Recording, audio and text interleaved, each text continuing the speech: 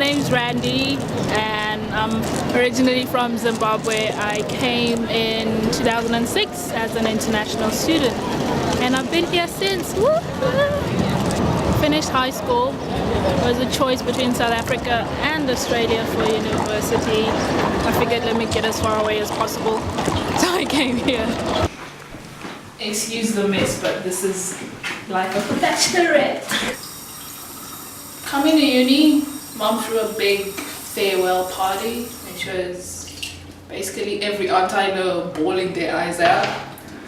And yeah, I was alone. I think she lost weight from what Dad tells me. The first 6 months were pretty hard. I'm the eldest, so I always sent my kid to the middle of nowhere.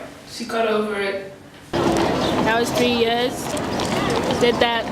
And after that I was like, no point in going back home. Might as well stay. So yeah, 7 years later and I'm still here.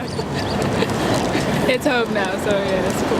Finding a job after graduation was a nightmare. I almost gave up. It took a good, let me see, almost 2 years before I actually got anything.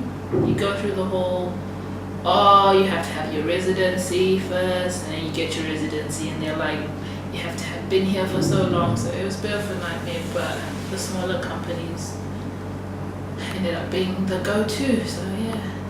Alright, so this is a typical day in the life of a Melbourneian. You never find anything that surprises you. Always a surprise, always a surprise. Good square people. Coming from a deep set African culture, it's a bit stringent, whereas people here are a bit more open-minded. I just felt I could grow much better in Melbourne than I would back home. And yeah, so like even when I do go back home to visit, my goodness, we think differently. It's like they're in a whole other world and so am I. Apparently I have an accent now, so that's something new.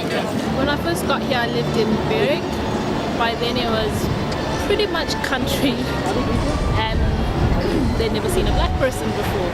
So I was the only black person on campus. Everyone would stare and I kind of had to come to terms with the fact that they're looking not because they're judging, but they really don't know. So it was a more introduce myself every time and yeah, just getting used to the stares and the questions. So where are you from? Oh, how come your English is so good?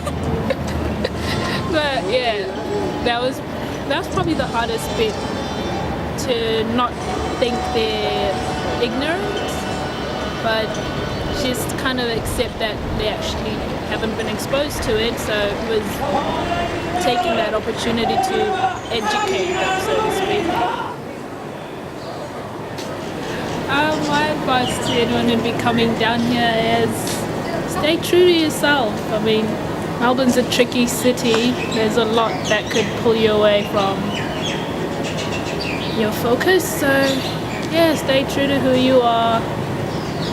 Feel free to try stuff. I mean, there is tons to do, but keep the focus. That's it.